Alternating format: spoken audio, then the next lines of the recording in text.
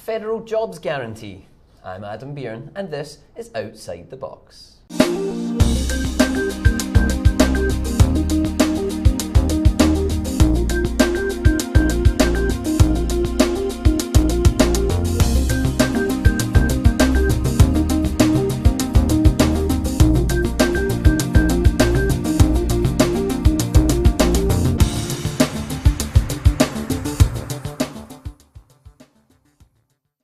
Hello and welcome to Outside the Box. I'm your host, Adam Byrne. The notion of a federal jobs guarantee has been around for many years, but it's gained prominence in recent months as several US senators, who happen to be talked about as possible 2020 presidential candidates, have embraced the idea. But disagreements and lack of detail in various plans have slowed the idea's momentum. So is a federal jobs guarantee feasible, and how exactly would it work? Joining us to discuss the idea is Rachel West, Director of Research for the Poverty to Prosperity Program at the Center for American Progress.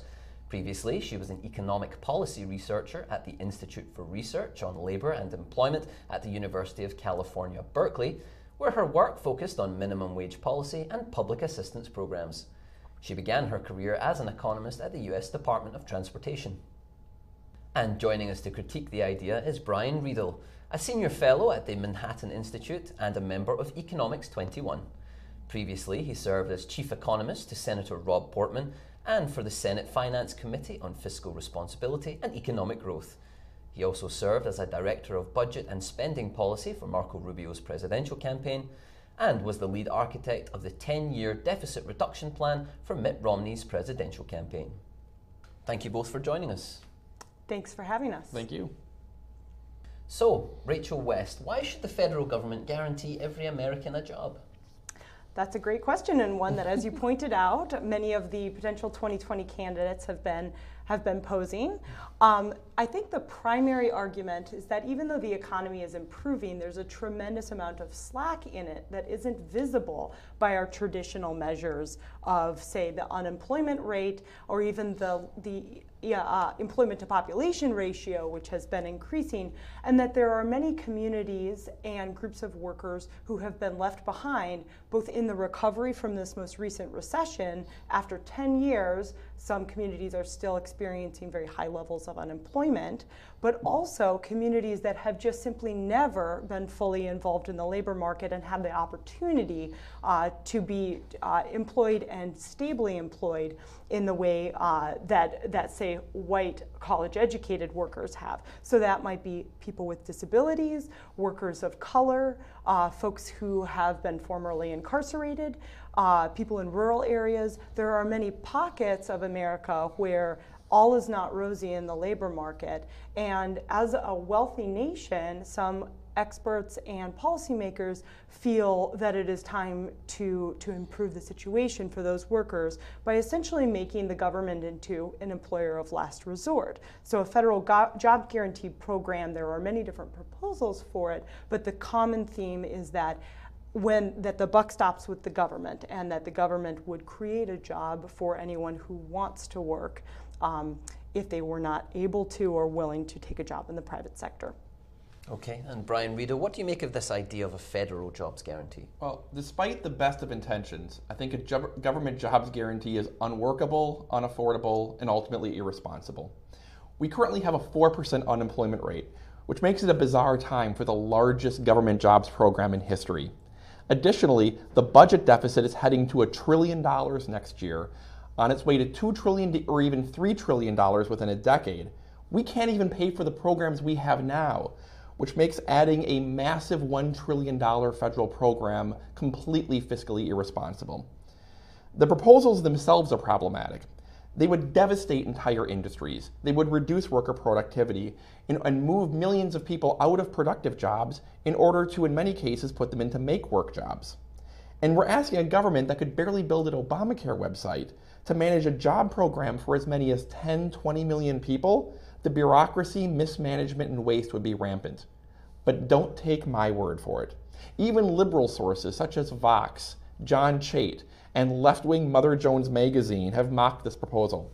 Here's a quote of Kevin Drum from Mother Jones magazine. He says, quote, "Even our lefty comrades in social democratic Europe don't guarantee jobs for everyone.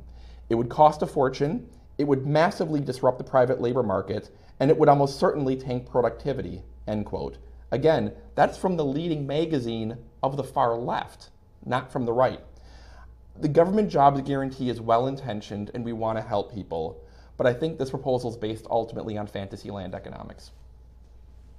Okay, well, Brian Riedel claims that this program would cost $1 trillion. I guess the obvious place to start, if you're proposing it, would be how much would it cost, do you think? Yeah, so there's a lot there to unpack, but starting indeed with costs, I think it depends on the nature of the proposal. There are several out there that are prominent.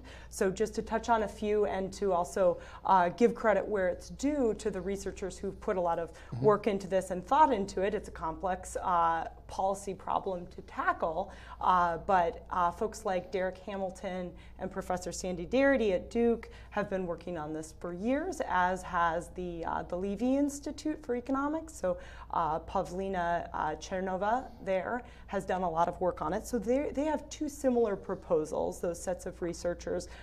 Both of those would guarantee jobs by their estimates, between 10 and 16 million workers per year, and they would cost around $600 billion per year.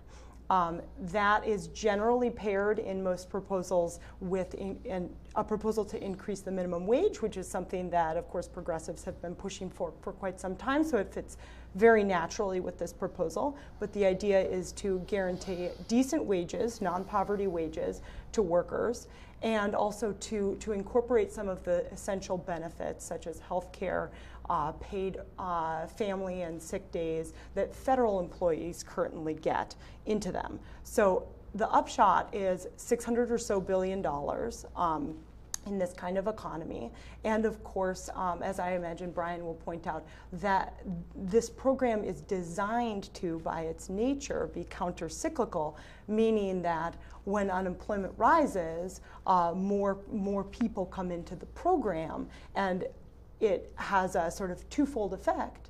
Number one is to dampen the costs for unemployment to society and to individual workers, but also to stem the tide of a recession and make it not as deep and not as long.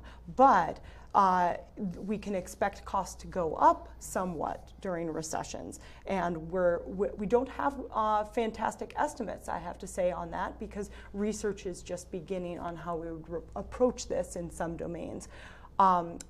I would point out, though, that we currently spend about $622 billion per year on defense, and so this proposal from these two sets of researchers would be less than that.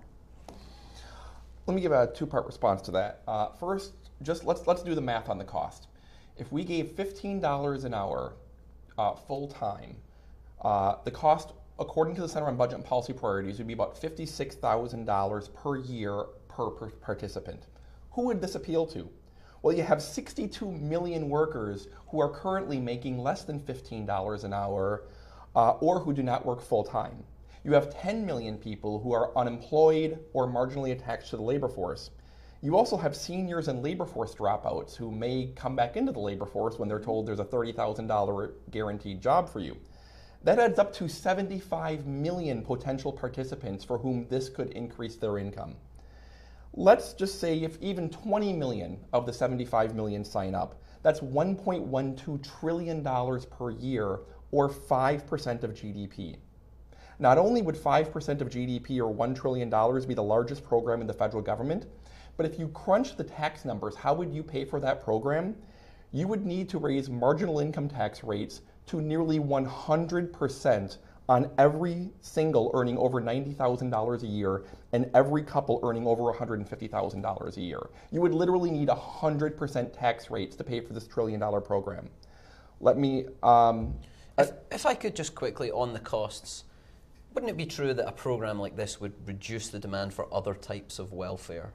Things like Medicare, food stamps, child health insurance program, and therefore, even though, yes, the program might have a high sticker cost, but you might be saving money elsewhere. Not a huge amount, and here's why. Current federal anti-poverty programs cost about 4% of GDP as it is. Much of that is Medicaid, SNAP, EITC, et cetera.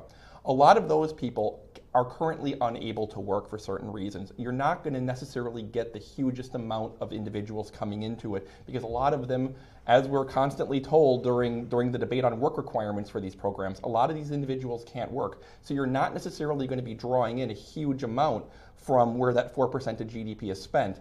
You could maybe get an offset. If you could even get a tenth of that, that would be 0.4% of GDP, but you're increasing spending by 5% of GDP. Now, Rachel also brought up the economic argument, the stimulus argument. I don't understand how taxing $1 trillion from one part of the economy in order to give $1 trillion to another part of the economy would make the pie bigger. Yes, the recipients will spend $1 trillion, but you just took $1 trillion away in taxes from other individuals, so it cancels out. Well, it certainly depends on whom you're taxing and who you're giving it to. So who would you take the taxes from? Well, I think the obvious, going back to December when the Republicans passed their massive tax legislation, which just for comparison's sake will cost the United States, will deepen the deficit by about $281 billion next year, which is getting kind of close to the order of magnitude of what a federal jobs guarantee is estimated to cost for a year.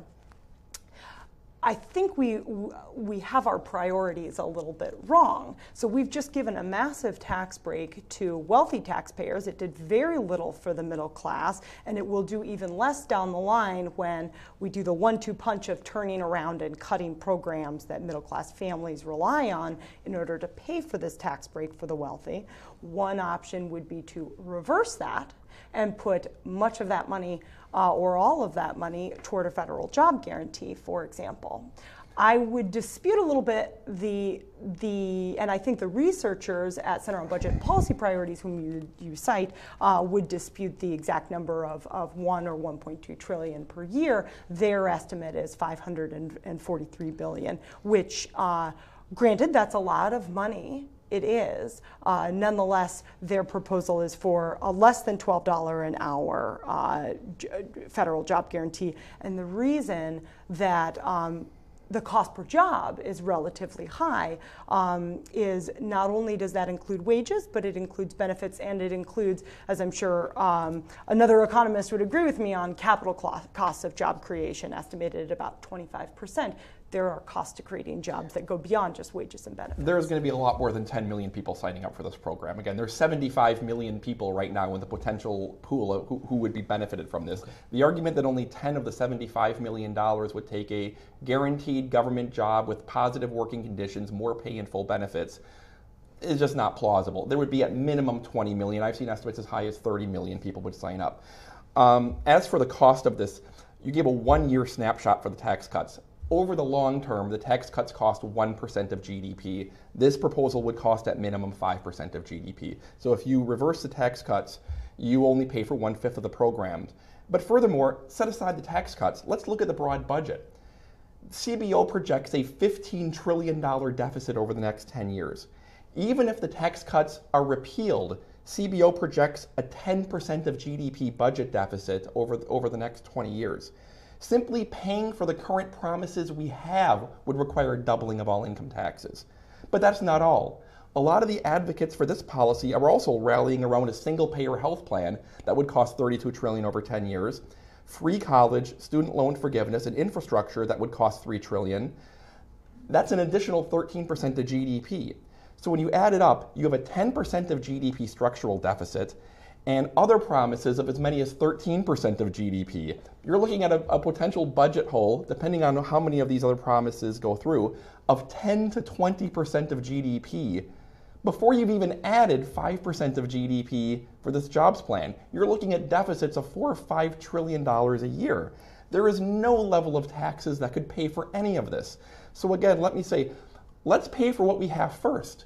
Let's pay for the 7 to 10% of GDP structural deficit we have. And if you want to repeal the tax cuts, okay, that's 1% of GDP.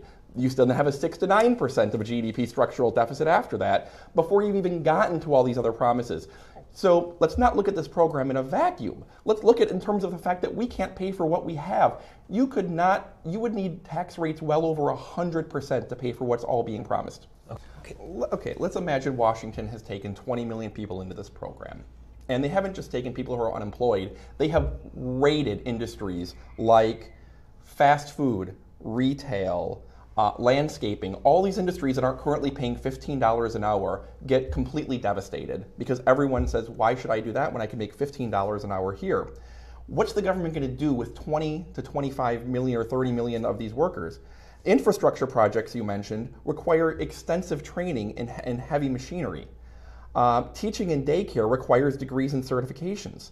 Basic landscaping, janitorial, beautifying public property requires little training, but we don't need 20 million people doing that. Ultimately, the federal projects are going to be determined by the characteristics of the participants, the training they bring, not by the actual public needs. And for a lot of some of the jobs that were mentioned, like daycare, there's the problem of job churn. Ideally, a government jobs program would be temporary for those who are seeking private sector work, which means participation is going to fluctuate with the business cycle, with seasonal job trends. So Washington is going to find itself heavily investing in worker training for those who are going to leave right away. And for jobs like daycare and teaching, you're going to have people cycling into the program, getting job training, and then leaving the next week when they find a new job. That's not practical for teaching. That's not practical for daycare. That's not practical for infrastructure. To have people cycling in and out of the program depending on whether or not they can find a job, there's going to be no stability. And that's why the actual productivity impact is going to take such a hit. And again, don't take my word for it. Mother Jones, John Chait, even liberal sources have said the productivity would collapse. And that then answers the argument before about how this would affect the economy. Not only does taxing $1 trillion and spending $1 trillion represent only a transfer, it doesn't make the pie bigger, but you're going to have what's considered by liberal and conservative economists to be a decline in productivity. Additionally, again, you're going to have 100% income tax rates needed to finance this, which obviously would have terrible economic consequences. Again, I would absolutely dispute your numbers. I completely don't agree with you on the levels of taxation, and I don't agree on the cost of the program, and I don't agree. So we will simply have to agree to disagree on that. That said, I think it shows a real lack of creativity that we can't think through something other than this tremendous exaggeration, in my mind, of these numbers. So what if we were to, like the Hamilton-Darity proposal, say instead we will imagine an economy where transitioning to a $12 minimum wage nationwide and a job guarantee pays, as they have suggested, $12 per hour. You're going to get a lot less of the private sector crowd out that you mentioned. I agree that is something that for policymakers to tackle. But the flip side of that is to offer jobs that are slightly higher quality than the poverty level jobs that 1 in 9 Americans are currently working. And that's why you're going to get so many people to join. Will drive up wages. And it will drive up wages in the private sector as well as the public sector by giving workers an alternative to the currently very precarious, low wage, low quality jobs that many workers are having to turn to. I personally don't think that just because you think the math, because the math that you have seems to be scaremongering. There are researchers who don't agree with you on that. And moreover, it's not a reason to consign people to a life of being locked out of the labor market or not being able to get a job that pays you more than the federal poverty level. It's not scaremongering to point out that we have to pay for this program. It's not scaremongering to point out that if the government says anybody can walk in off the street and get a $30,000 a year job plus full benefits paid by the taxpayers, that will cost $1 trillion. That's not scaremongering, that's math. Do you think there is any room for this argument of cutting defense spending to pay for a program like this? Well, let's do the math. Defense spending has already dropped from 4.5% of GDP to 3% of GDP in the last 8 years. It's been cut by 1/3. We are only 1% of GDP right now above the target for Europe. We're at 3%, Europe is 2%. Now, it's pretty tough to get defense spending much lower than it is right now. If you want to get it down to 2.5% of GDP, at which point you're barely above the target for Europe, great. If you can produce a plan that will get you 0.5% of GDP, you've paid for 1/10 of this program. Or, additionally, you have paid for an even smaller portion of the 10-year deficit that's already projected. Again, we face structural deficits of 7 to 10% of GDP. Even if you eliminated the Defense Department completely, you would not even pay for half of the budget deficit. Okay, so let's take some questions from our viewers now, and our first one comes from Patrick Sims, who asks if this program is Trumpian or Sandersian, that's a word, or both. In fact, I think it's both. Kevin Hassett, who is one of Trump's key economic advisors, in fact, gave supportive comments, which surprised me and I think surprised a lot of folks on the right about a federal jobs guarantee. It may be a little more Sandersian than Trumpian. It is big, it is bold, and it takes a little bit of thinking to be understood. Just to give a side-handed comment on our president's level of attention to policy. I have to say that one thing that I like about it is that it fits this era of thinking big and thinking bold, and that there will be, if we let 1,000 flowers bloom, then the principles that we've introduced by having a national conversation about a job guarantee can be taken and applied to whether it's more modest and incremental proposals like Cory Booker's proposal to pilot a job guarantee in 15 urban and rural metropolitan areas, and to actually test and experiment and see how it performs. Or, as I mentioned earlier, the Center for American Progress's proposal to deploy a federal jobs guarantee for the 10% most distressed communities. So I think there's a whole spectrum of ways that we could take it all the way from modest to Sanders and Trump. Sanders or Trump or both? Well, I can't necessarily speak for President Trump's policy proposals. He's been all over the place on every issue. He used to support single-payer health care. He used to support a 10% wealth tax back in the day. I have no idea what President Trump supports on a daily basis. This is definitely, though, an idea that's going to come from the far left. This is Sanders. Anybody running in 2020 is going to embrace this. I can tell you, having worked in Republican campaigns and policy circles, this is not going to be taken seriously in the GOP.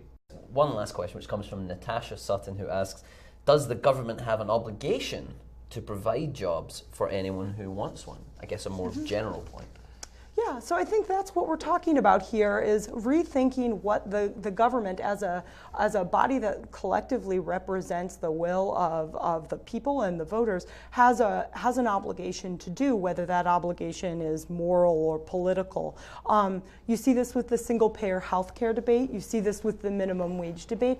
Does the government have an obligation to ensure that people are not starving, are not dying because they are being prevented from getting critical medical care because of poverty? I think that very much gets to the heart of this debate, and I have to say it is a statement of values, and it is a statement of opinion. It also is backed by economics, I think, to say that when we provide greater security to people and provide greater, whether it's health or employment opportunities, that can benefit us all. But in the end, it is a statement of our values as a nation. And so in my mind, yes, the answer to that is yes, that people should have a right to access opportunity, a right to access health care, and a right not to be in poverty. We have a safety net. We have a Medicaid program. We have ACA. We have the SNAP program. We have a safety net already. The question is, essentially, do the taxpayers have an obligation to give anybody who wants $56,000 a year in the cost of benefits, including the cost of running the program? What we're essentially asking is, should the government be taxing people 80, 90, 100% tax rates that would be required for this system? Absolutely not. That's not realistic in the least. And in terms of whether it's an actual moral obligation, no country in Europe does this. Ask yourself why. Okay. Well, now it's time for What's Your Solution?, where we ask the critic for their own solution to the problem. So go ahead, Brian. All right, the pressure's on me. First, let's actually pay for the programs we have. Again, we have a $15 trillion deficit over the next 10 years. We have deficits going to 10% of GDP. Even if you repeal the tax cuts, even if you cut defense to European levels, you still have about an 8 or 9% of GDP structural deficit. I would first like to hear how we're going to pay for that before we take on new obligations. Second, let's accept that there is no shortcut to creating plentiful, well-paying jobs. It's not just a matter of you pass a law to raise the minimum wage and everybody makes more money. It's not that simple. It's not we're just going to have the taxpayers give a $30,000 a year in benefits to everybody who walks in the door and asks for one. That's not how economies work. Instead, let's focus on encouraging economic growth. Let's focus on supporting education, job training, business investment. Let's radically expand the EITC, especially for childless workers. Let's focus on those programs to create jobs and growth. You can't just pass a law to make people rich. And Rachel West, what's your response to that? I would like to have, I would appreciate it if it had gotten away from the subject of deficits. Again, we don't quite agree on the exacerbated fiscal situation of the country. I would have appreciated if the response and the proposal were something more along the lines of addressing the problem that a federal job guarantee is identifying, which is the high costs associated with unemployment to the individuals and to our economy and society at large, and meeting national needs that are pressing. As to the earned income tax credit, for example, I strongly support the program, as do progressives, and strongly support expanding it to childless workers.